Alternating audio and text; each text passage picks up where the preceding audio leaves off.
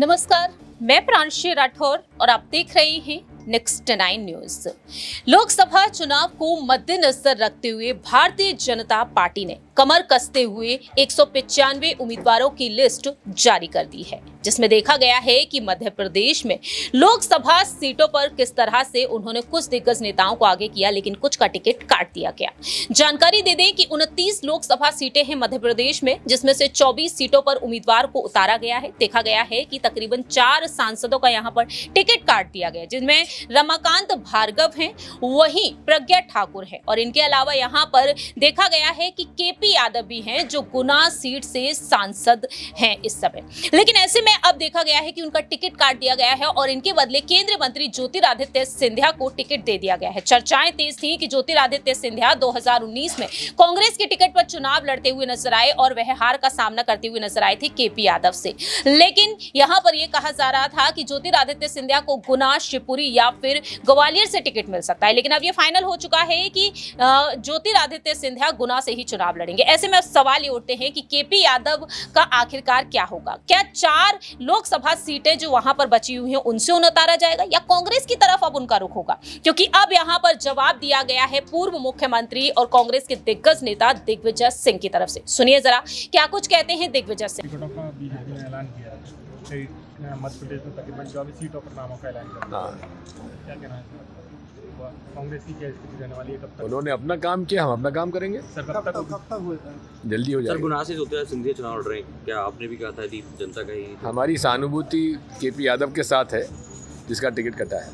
राहुल गांधी जी की अचानक जो न्याय यात्रा थी उसको ब्रेक कर दिया गया। वो असल में आज बहुत बड़ी रैली है इंडिया अलायंस की पटना में, उसमें उनका जाना जरूरी था, तो आज शाम को या कल सुबह लौट आएंगे और कल सुबह से फिर चालू। सर केपी यादव को लेकर क्या कहेंगे कांग्रेस? यहाँ सहानुभूति उनके साथ है।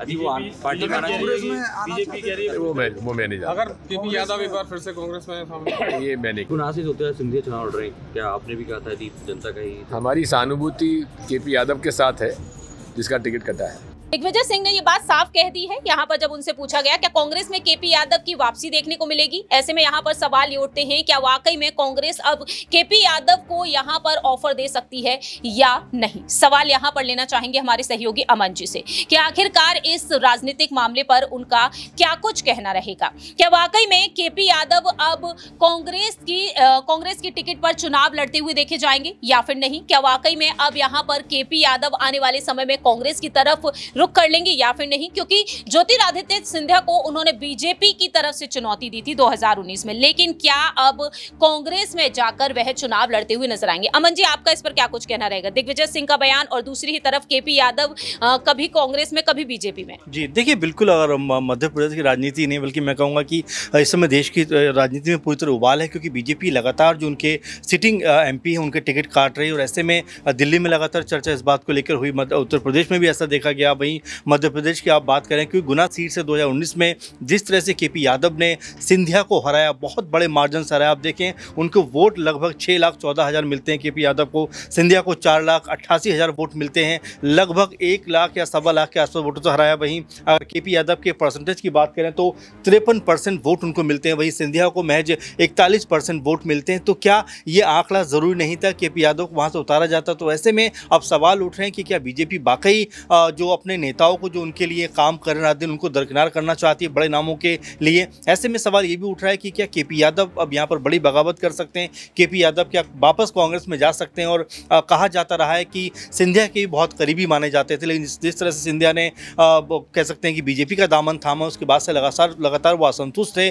और बीते दिनों देखा भी गया कि एक प्रोग्राम के सिलसिले में जब एक उद्घाटन होना था, वहाँ पर सिंधिया से पहले जाकर वो उसका कह सकते हैं कि फीता काट देते हैं। तो ऐसे लगातार एग्जाम्पल मिल रहे हैं जो ये बता रहे हैं केपी यादव और सिंधिया के बीच में सब कुछ ठीक ठाक नहीं है। और जबकि बीजेपी ने उनके मुकाबले सिंधिया को चुना है, तो यहाँ से मुझे लगता है कि प्रॉब्लम आपस में बढ़ती हुई नजर आएगी। आखिरी छोटा सा सवाल यहाँ पर लेना चाहेंगे, अगर केपी यादव कांग्रेस की तरफ चले भी जाते हैं तो यहाँ पर बीजेपी की जो पावर है वो रंग लाएगी, सिंधिया की लोकप्रियता रंग लाएगी, या फिर कांग्रेस यहाँ पर रणनीतियों में जिस तरीके से बदलाव कर रही है उसमें वह सफल होते हुए देखे जाएंगे? बिल्कुल जाहिर सी बात है, कांग्रेस इसी मौके की तलाश में। मुझे हरियाणा और राजस्थान का भी एक वाकया याद आ रहा है कि वहाँ पर राहुल जो है वो सांसद है उनकी जगह पर किसी और को टिकट दिया गया है और वो भी लगातार कांग्रेस पार्टी के संपर्क में है, क्योंकि जो सिटिंग एमपी हैं उनको हटाना मेरे ख्याल से बहुत मुश्किल होता है और ऐसे में बीजेपी को सोच समझ के फैसले करने पड़ रहे हैं कि किसको हटाएं और किसको ना हटाएं, क्योंकि जो लोग हट रहे हैं वो लगातार बागी सुर अपने दिखाते हुए नजर आ रहे हैं। आपने प्रज्ञा ठाकुर का बयान सुना, आपने रमेश बिधूड़ का बयान सुना, तमाम जो बड़े नेता हैं वो अब बागी सुर दिखा रहे हैं। तो ऐसे में बीजेपी के लिए मुश्किलों भरा हो सकता है, क्योंकि